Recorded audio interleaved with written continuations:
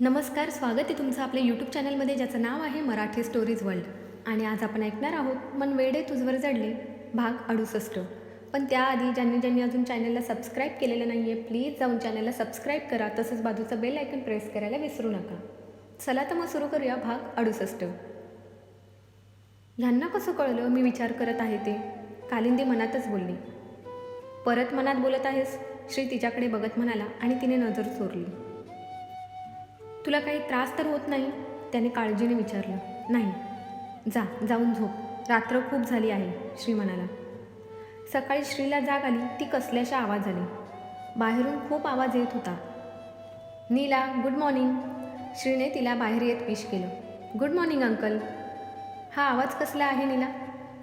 Uncle, आज होळी आहे, तुम्हाला माहीत नाही? इथे तर होळी खूप धूमधामने साजरी केली जाते. चला तुम्ही सुद्धा होळी खेळायला. नीला त्याचा हात पकडून त्याला बाहेर घेऊन गेली. बरंचसं पुढे एका मोकळ्या मैदानात सगळे होळी खेळत होते. नीला श्रीला घेऊन तिथे गेली. सगळ्यांचे चेहरे वेगवेगळ्या रंगाने रंगले होते. नीला, कालिंदी कुठे आहे? मा, ती तर घरात आहे. का ती खेळत नाही होळी? नाही, कधीच नाही खेळत ती होळी, नीला तोंड बारीक करत म्हणाली. मग आज लावूया का तिला होळी खेळायला? श्री नीलाकडे बघत म्हणाला आणि त्याने तिला डोळ्यांनीच इशारा केला. दोघांनीही हातात कलर घेतला आणि ते घरी कालिंदीजवळ गेले.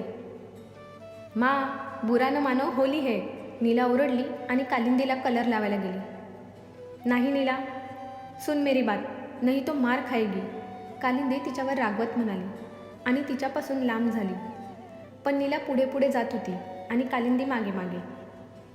शेवटी बुरा न मानो होली है, श्रीचा आवाज कानावर आला आणि तिच्या पाठीमागे उभ्या असलेल्या श्रीने चान्स सोडला नाही. त्याने तिच्या दोन्ही गालांना रंग लावला. ती पटकन मागे वळाली आणि श्रीच्या डोळ्यात गुरफटली गेली. बाहेर गाणं चालू होतं.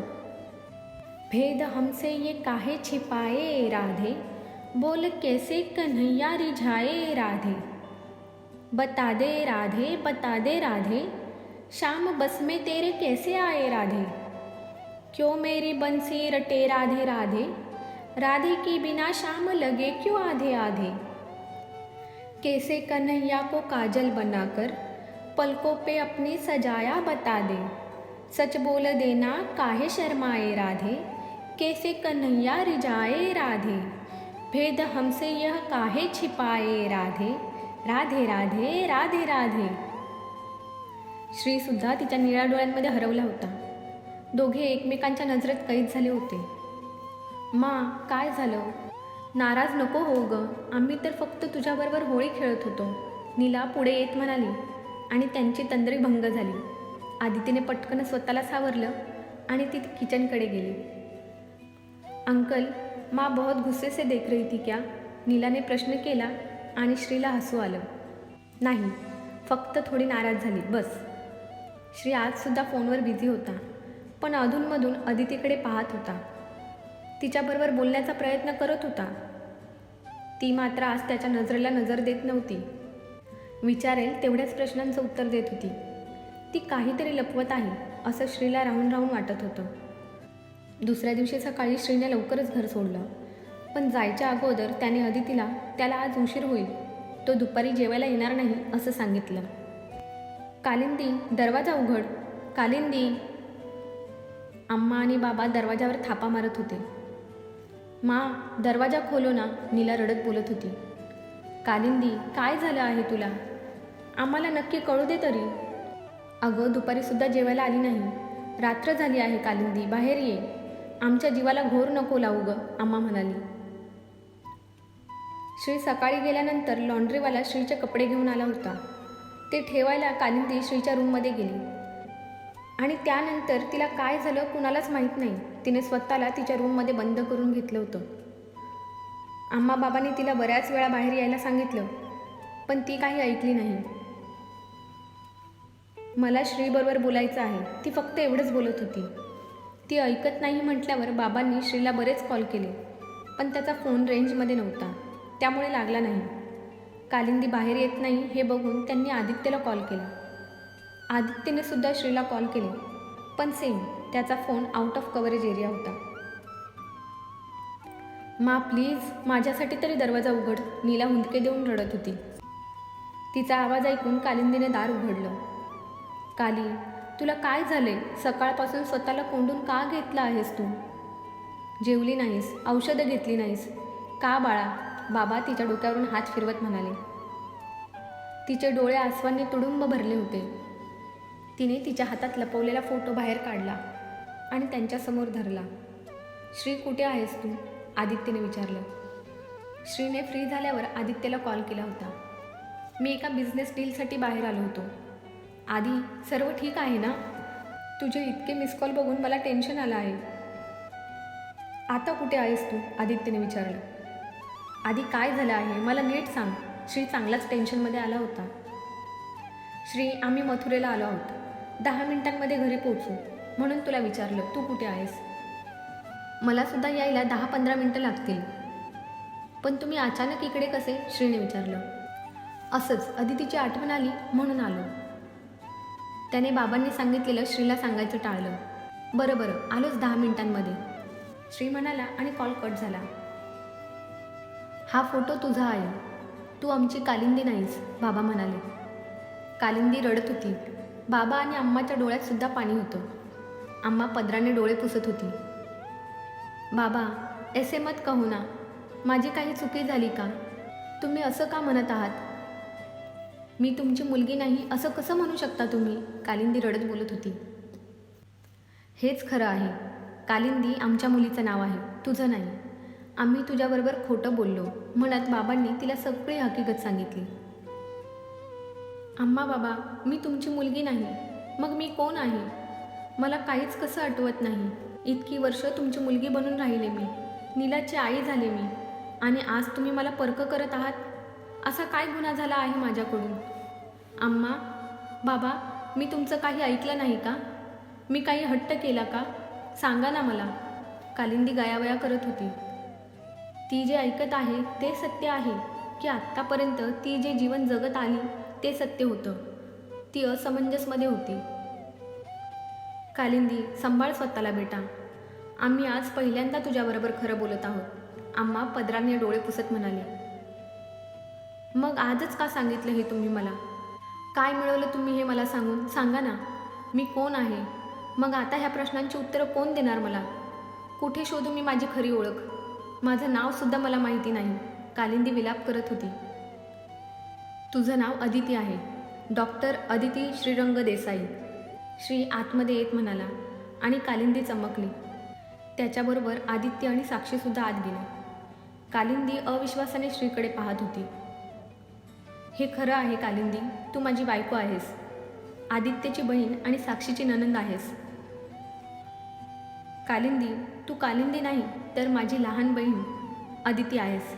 तुला शोधत आम्ही इथपर्यंत आलो बाळा, आदित्य म्हणाला आणि ती शॉक लागल्यासारखी त्यांच्याकडे बघत होती. तुला आम्हाला बघितल्यासारखं नाही वाटत का? आम्ही तुला जवळचे नाही वाटत का? कधी विचार केला आहेस का की तुला आम्ही तुझे कुणीतरी असल्यासारखे का वाटतो? का तुला आमच्याबरोबर बोलावंसं वाटतं, आमच्याजवळ राहावंसं वाटतं? श्री इथून जाणार म्हटल्यावर तुला वाईट का वाटत होतं कालिंदी? का त्याचं नाव तू झोपेत घेतेस? आदित्य बोलत होता आणि कालिंदी मात्र गप्प होती. तिच्याकडे ह्या प्रश्नांची उत्तरं नव्हती. कारण तू कालिंदी नाही तर आमची अदिती आहेस. आदित्य बोलत होता, त्याचे डोळे भरले होते. त्याची लाडकी बहीण कधी एकदा त्याला दादू म्हणून बिलगते असं झालं होतं त्याला. मला काहीच कळत नाही. कालपर्यंत जे आईवडील होते ते आज मी त्यांची मुलगी नाही असं म्हणत आहेत, आणि कालपर्यंत जे अनोळखी होते ते मला मी त्यांची कुणीतरी आहे असं सांगत आहेत. हे बाके बिहारी, तूच सांग, मी कुणावर विश्वास ठेवू? कालिंदी डोक्याला हात लावून बसली होती. साक्षी तिच्या बाजूला जाऊन बसली आणि तिने तिच्या खांद्यावर हात ठेवला. भाभी, कालिंदी तिला बिलगून रडत होती. अदिती, हे बघ.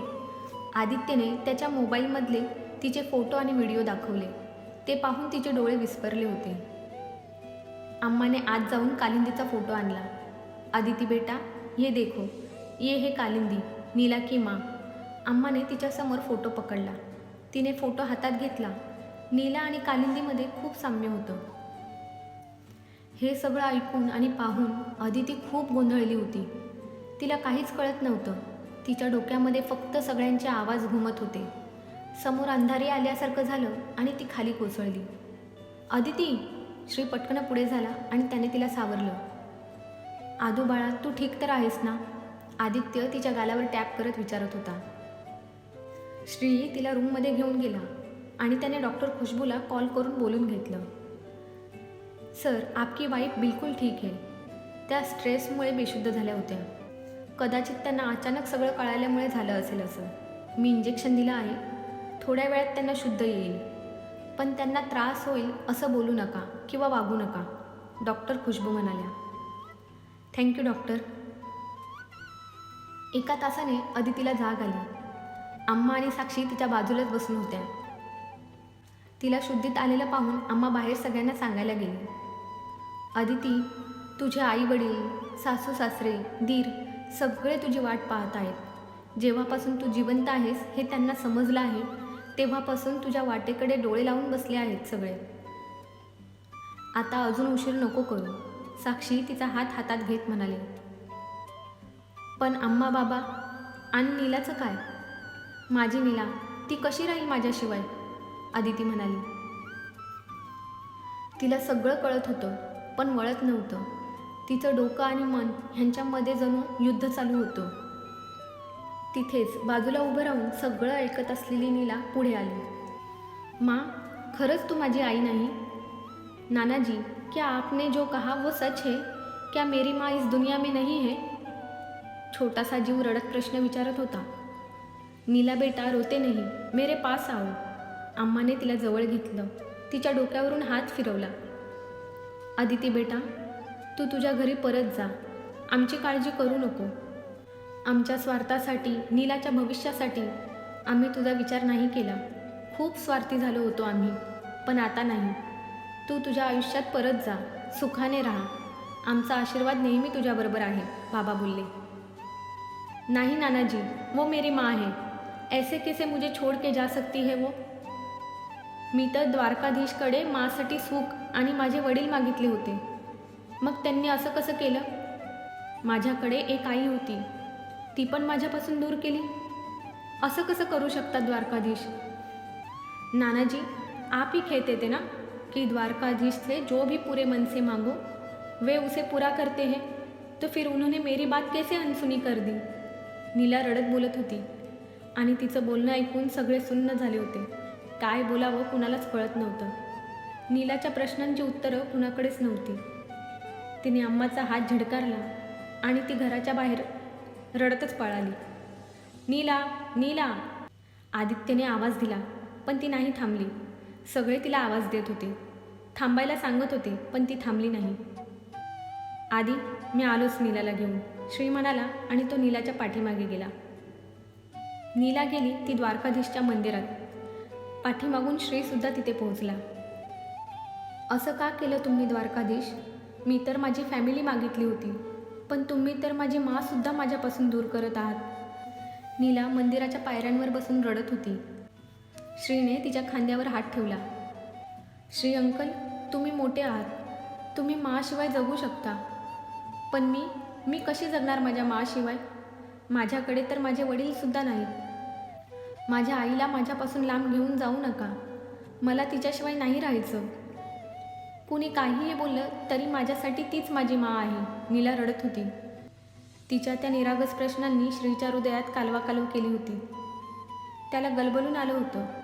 रक्ताचं नसलं तरी मायेचं, ममतेचं एक घट्ट नातं तयार झालं होतं नीला आणि अदितीचं. दोघींना एकमेकींपासून दूर करणं सोपं नव्हतं. नीला, अदिती माझी बायको आहे. तिचे आई वडील, भाऊ बहीण सर्व आहेत. त्यांना सगळ्यांनासुद्धा तिची खूप आठवण येते. त्यांच्यापासून तिला लांब ठेवणं बरोबर आहे का? श्रीने विचारलं. मग मी काय करू अंकल? मी तर लहान आहे. माझ्या माला सोडून कधीच राहिले नाही. आता तिच्याशिवाय कसं राहू मी? श्रीने तिला कसं तरी समजवलं आणि घरी घेऊन आला. तिला तर त्याने समजावलं होतं, पण त्याच्या मनात मात्र चलबिचल चालू होती. त्याला नीलाचे निरागस प्रश्न पुन्हा पुन्हा आठवत होते. अदितीने तिच्याकडे पाहत दोन्ही हात पुढे केले. ती पळत अदितीकडे गेली आणि तिच्या कुशीत शिरली. माँ, तुम मुझे छोड़ के कहीं मत जाना. मैं तुम्हारे बिना नहीं रह सकती, नीला तिला विलगत म्हणाली. अदिती, तुझी तयारी करून ठेव. आपण सकाळीच निघणार आहोत, आदित्य म्हणाला आणि तिथून बाहेर गेला. त्याच्या पाठोपाठ साक्षीसुद्धा बाहेर गेली. श्री तिथेच उभा होता. नीला आणि अदितीकडे एक नजर पाहून तो त्याच्या रूममध्ये गेला. श्री रात्रभर विचार करत होता. नीलाचे शब्द त्याला सारखे आठवत होते. नीलासाठी त्याचंसुद्धा मन तुटत होतं.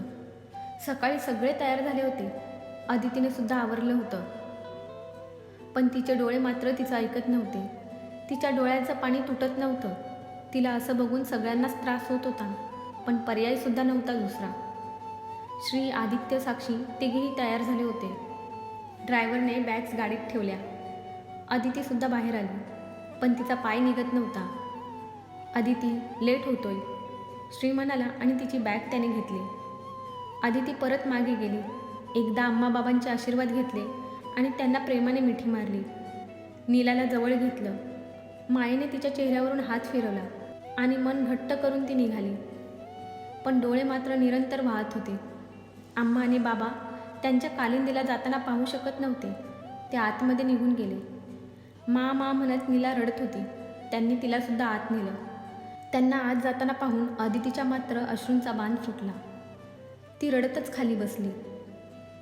साक्षी, अदितीकडे बघ, मी आलोच म्हणत श्री घरात गेला.